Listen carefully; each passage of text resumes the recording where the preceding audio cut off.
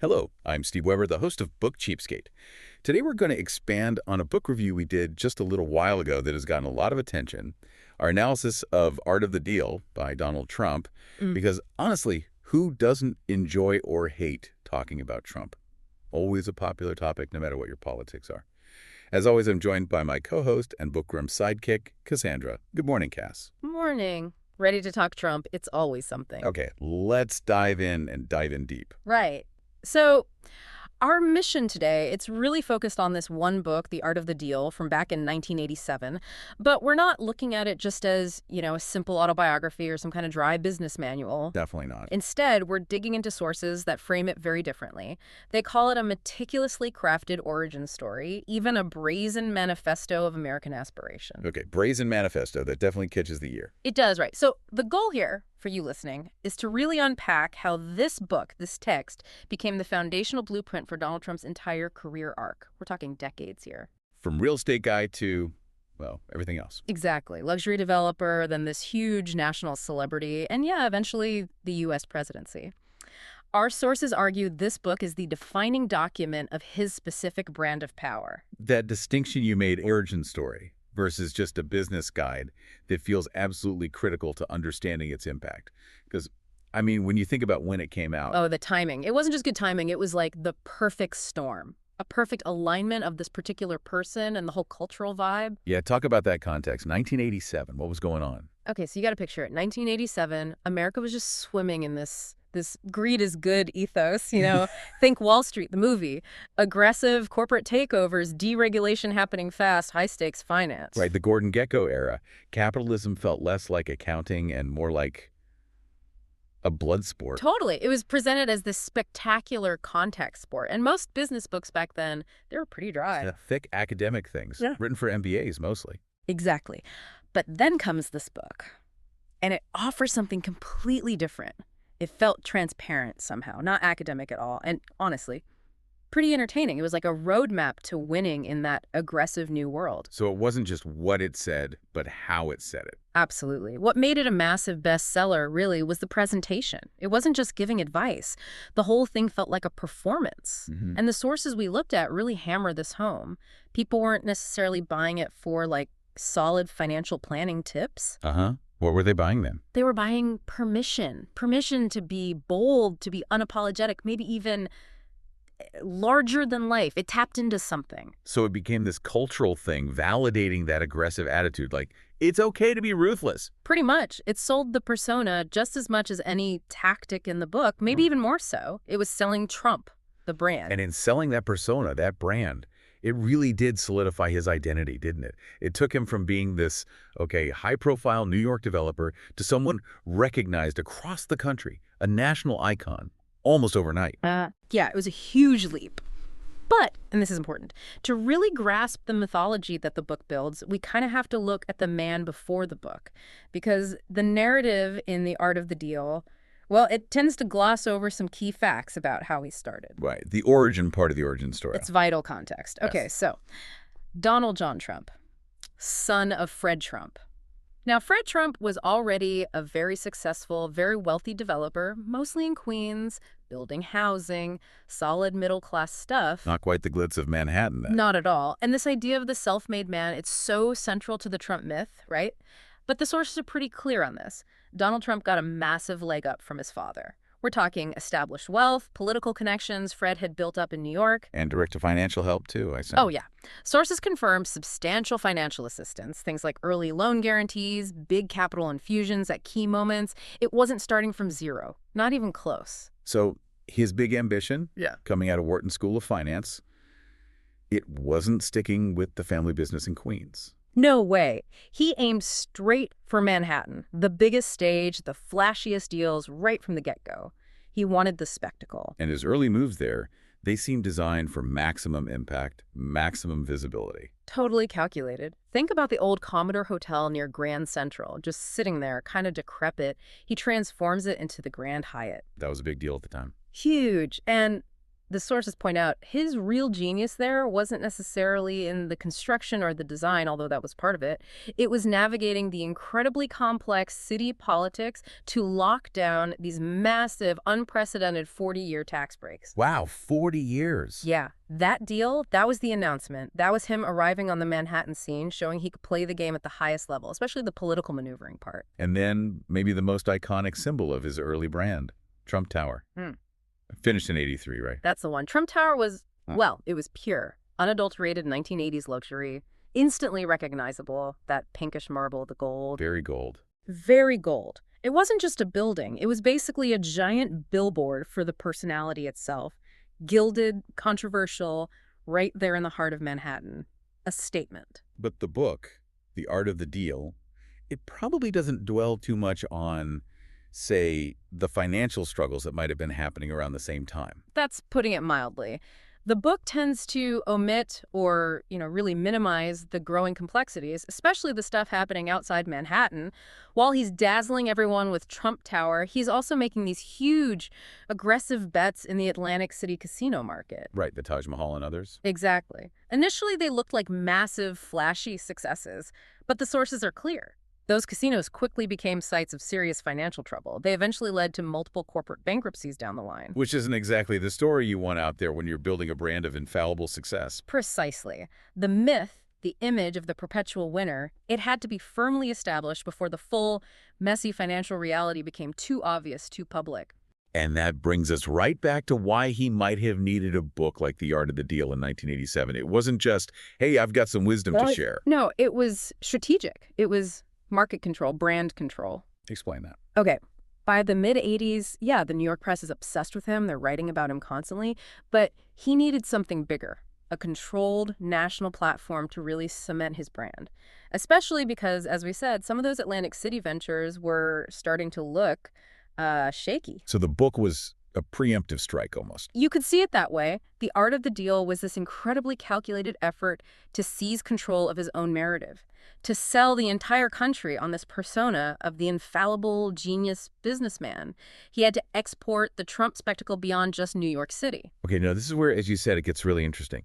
When you dive into how the book was actually put together, the ghostwriter, Tony Schwartz, this part really changes how you see the final product, doesn't it?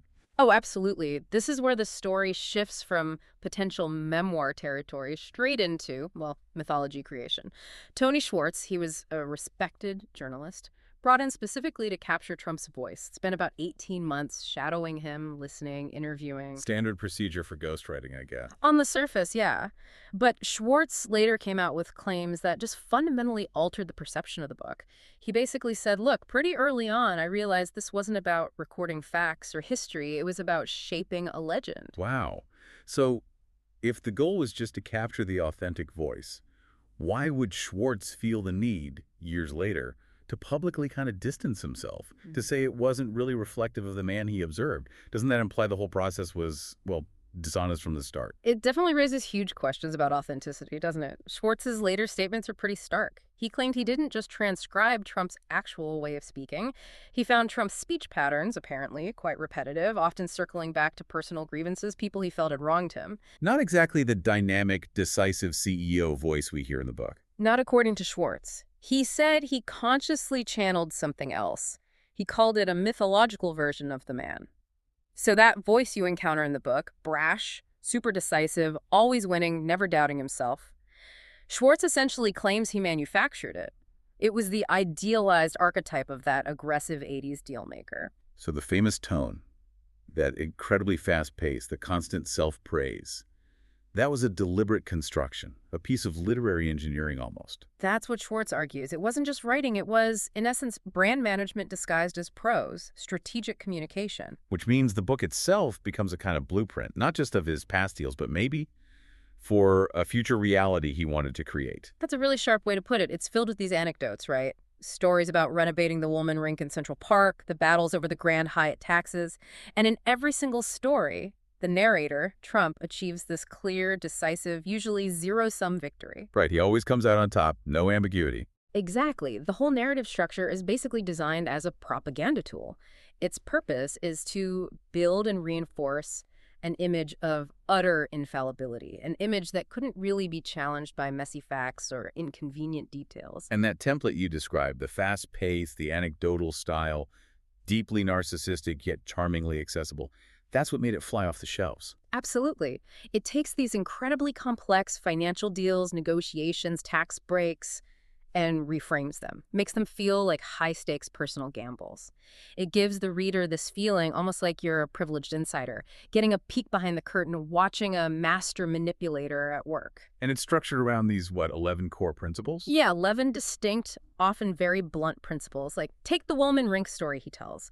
The city government had famously failed for years to renovate this public ice rink. It was an embarrassment. I remember that. It was a big local story. Right, so Trump swoops in, very publicly shames the city bureaucracy, takes over the project, demands the deal gets renegotiated on his terms, and gets it done way under budget and ahead of schedule. A huge PR win for him. Massive. And it perfectly illustrates principles like protect the downside and negotiate like hell. He showed, or claimed to show, that success came from applying brute force, from being tough, not from playing nice or following bureaucratic rules. The anecdotes are all there to prove the principles work, every single time. What's really fascinating, though, is thinking about why it had such enduring appeal. Because, as you said, it's probably not because people were using it to manage their 401ks. Not likely, no. It seems rooted in something deeper, more psychological. You called it the fantasy of unchecked power. Yeah, I think that's the core insight from a lot of the analysis. Think about it. In our everyday lives, most of us operate within a whole web of constraints, right? Legal rules, financial limits, social expectations, workplace politics. We have bosses, we have budgets, we have HR departments. Exactly. The art of the deal offers this vicarious thrill. It lets the reader imagine, just for a little while, what it's like to be someone who seemingly isn't bound by any of those constraints, someone who can just say the outrageous, aggressive things we might sometimes think but would never actually say in our own lives. Right, it's like wish fulfillment, but for the boardroom or the negotiation table. It's the ultimate power fantasy, really, all wrapped up in this slick, commercial, very accessible package. And the rules themselves are so simple, so direct. Think big, fight back, be outrageous. It feeds into that very American, maybe very 80s belief that success is just about attitude, about having the guts, the force of will, not about boring details or complex systems. Precisely.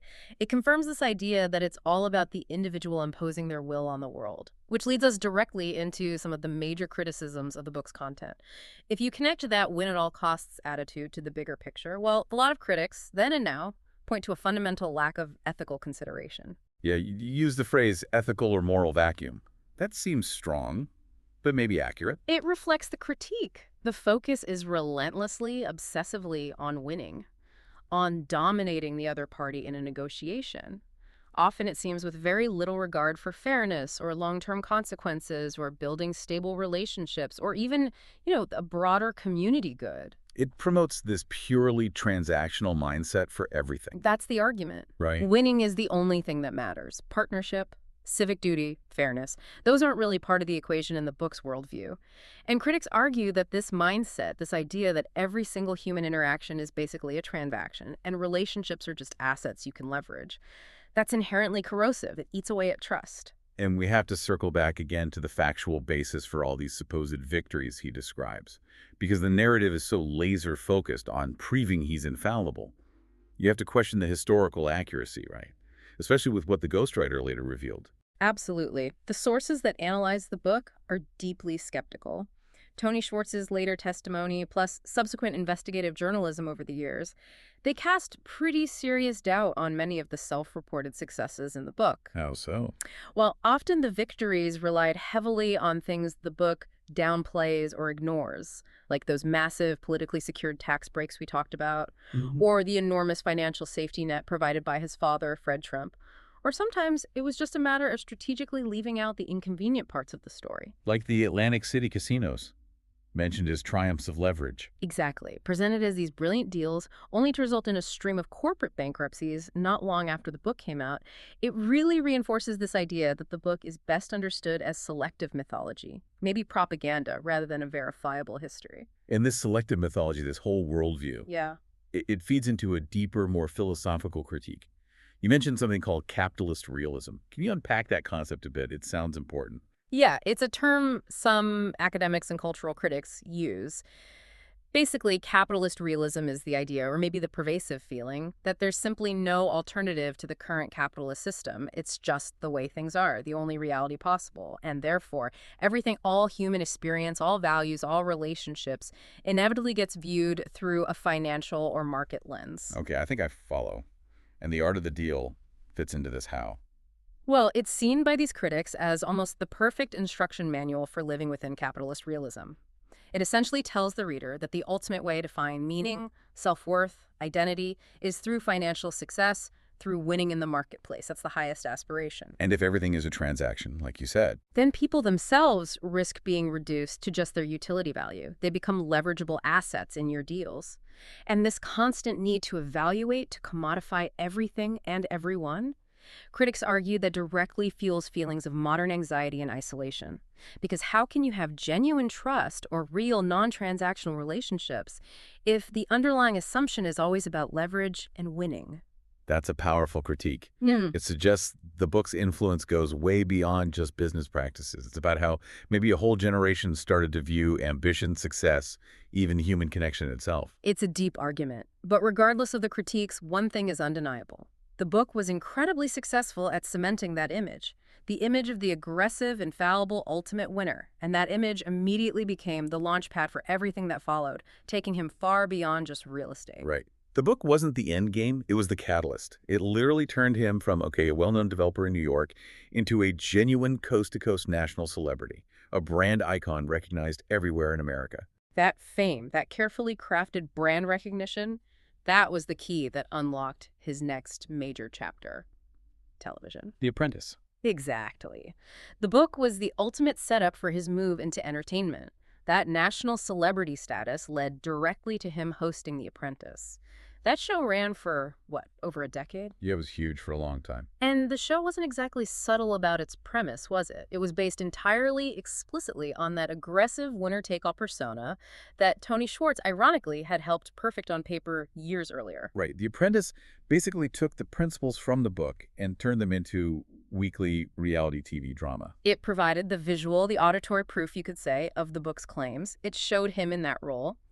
The decisive, tough, unyielding CEO, sitting in that boardroom, pointing his finger. "You're fired" became a national catchphrase. It did, and that absolutely cemented his image. The boardroom became the new setting for the deal, and the persona got elevated again. He wasn't just a New York developer anymore. He was the quintessential tough boss, a household name across America. It was brilliant branding, you have to admit. So by the time he eventually decided to run for president, Voters felt like they already knew him intimately. They knew the character, they knew the brand, they knew the uncompromising vision of success he'd been selling, first in the book, then relentlessly on TV.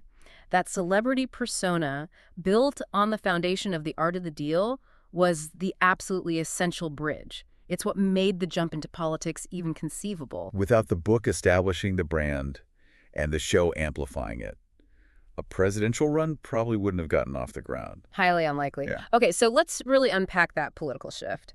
Because the 2016 campaign, it wasn't just, influenced by the art of the deal. The sources we're looking at argue it was, quote, entirely built on the persona created in the book.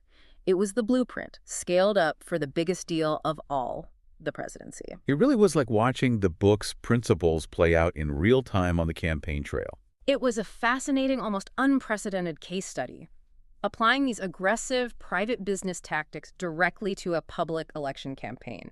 His speeches, that bombastic language, The nicknames. the nicknames, instantly creating these kitschy, usually pretty aggressive nicknames for all his opponents, declaring victory constantly regardless of what the polls or the pundits were saying. These were direct applications of the book's core ideas. Use your leverage, fight back harder than you're hit, maintain momentum at all costs. So the 2016 win, which just stunned almost everyone in the political world, Hmm. it looked less like a standard political campaign and more like a giant nonstop marketing blitz. That's a great way to describe it. It was pure brand management on a national scale. The campaign itself was total spectacle. And the candidate was everything at once. He was the product being sold, he was the chief salesman, and he was the CEO running the operation. He seemed to intuitively understand something fundamental about modern politics, that it's become like luxury real estate or reality TV. It's about visibility, about shaping perception, maybe more than it is about detailed policy proposals. Absolutely. And he used controversy like currency. That's straight out of the transactional playbook described in the book. Yeah. How does that work exactly? Because for most politicians, controversy is toxic. For him, it seemed to be fuel. Explain that mechanism. Okay, in the logic of the art of the deal, Hmm. any attention any attention is good attention.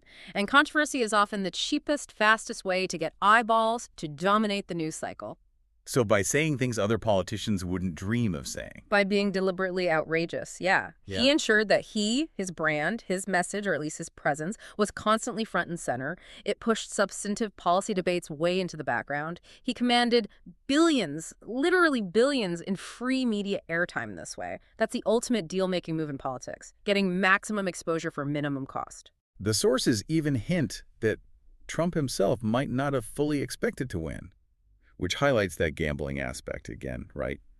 Project supreme confidence, keep the momentum going, and just see if you can bend reality to fit your narrative. Exactly. It's the ultimate high-stakes gamble. And because it worked, because the tactics were validated by the win, it meant that when he actually took office in 2017, his administration was almost destined to be defined by governing in that same style, governing through transaction, disruption, constant confrontation, mirroring the book's spirit. He promised to bring that deal-making savvy to Washington, right? Said he could cut through the bureaucracy that career politicians were stuck in. So what were the actual results? How did governing by the book play out in practice? Well, he definitely achieved some significant transactional victories, you have to say that. The big tax cuts passed in 2017, our sources consistently point to that as his single most significant legislative achievement. How did that happen? Through aggressive, very fast-paced negotiations with Congress, basically applying pressure, demanding loyalty, cutting deals.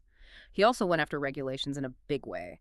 Massive rollbacks across environmental rules, financial regulations, delivering on that promise to disrupt and dismantle existing policy structures. And that transactional mindset clearly shaped his foreign policy too, didn't it? Oh, completely. We saw that really tough, sometimes antagonistic rhetoric aimed at longtime allies like NATO countries, questioning the value of alliances, demanding they pay more, While at the same time. while simultaneously pursuing these very direct, very personalized negotiations with traditional adversaries or strongman figures like Kim Jong-un in North Korea.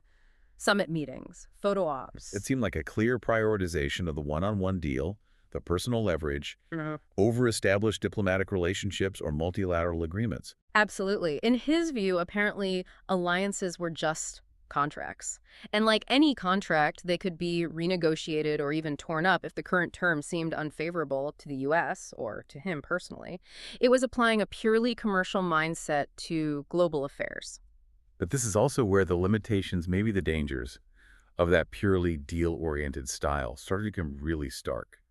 Because governing isn't just a series of deals, right?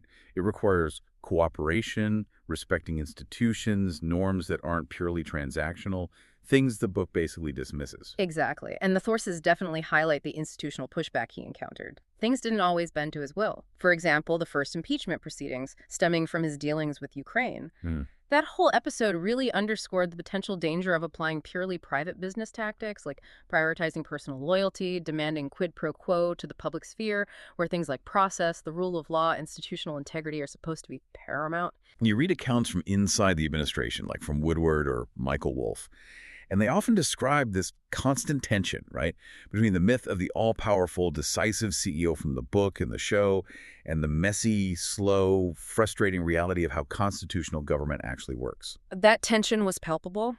The core worldview of the art of the deal, the idea that winning is all that matters, more than the rules of the game, was really put to the test in the White House environment. But the ultimate test of that whole philosophy, the ultimate challenge, came with the 2020 election loss. If the entire brand is built on being the ultimate winner, how do you possibly handle defeat? According to the playbook, you don't. You don't. You respond exactly in character. You follow the script that was written decades before. You refuse to concede. You insist the election was stolen. You claim massive systemic fraud, despite all evidence to the contrary. It was the absolute logical endpoint of that never admit loss, always claim victory mindset that had been sold so successfully for so long. And that refusal, that insistence, it didn't just stay rhetorical. It escalated dramatically, culminating in the January 6th attack on the U.S. Capitol. Many historians and analysts see that moment as perhaps the most dangerous real-world consequence of the entire philosophy, a direct assault on the bedrock principle of peaceful transfer of power, arguably driven entirely by the need to protect that narrative of personal infallibility, of never losing. What's truly remarkable, though, is what happened after that, the aftermath. The legal challenges start piling up, eventually leading to 4 criminal indictments by the summer of 2023. And yet, this didn't seem to diminish his political influence within his party, if anything. It strengthened it, which seems completely counterintuitive, right? Totally. How does being under multiple criminal indictments actually lead to more political power, not less? That flies in the face of traditional political gravity. Because from the moment those legal challenges began, they were instantly framed by him and his allies as purely political attacks, as persecution by the deep state, the establishment, the swamp. Ah, so it fed the narrative. Perfectly. It positioned him, in the eyes of his core supporters, as the ultimate martyr, the ultimate fighter battling against a corrupt system that was out to get him because he was fighting for them. Every indictment, every court appearance just reinforced that core message from the book: always fight back. And maybe even more importantly, it fueled massive fundraising surges. The chaos itself became a form of political and financial leverage. And even after leaving office, he certainly didn't fade away. He stayed right at the center of the Republican Party. The whole philosophy of Trumpism seemed to solidify. Absolutely. The sources confirm his continued, almost gravitational pull on the party.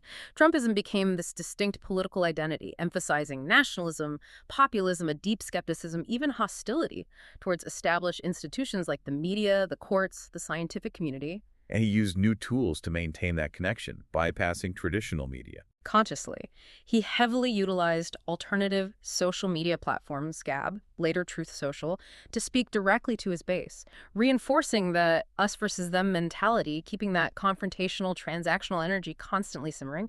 No need for gatekeepers. So when the 2024 campaign cycle started heating up and he jumped back in, it wasn't a surprise that his rhetoric sounded instantly familiar. Not at all. It drew heavily, explicitly on all those themes from The Art of the Deal: negotiation, leverage, fighting back, and that unwavering, almost defiant commitment to his own version of reality, his own narrative of success and grievance. And you saw how the primary landscape shifted.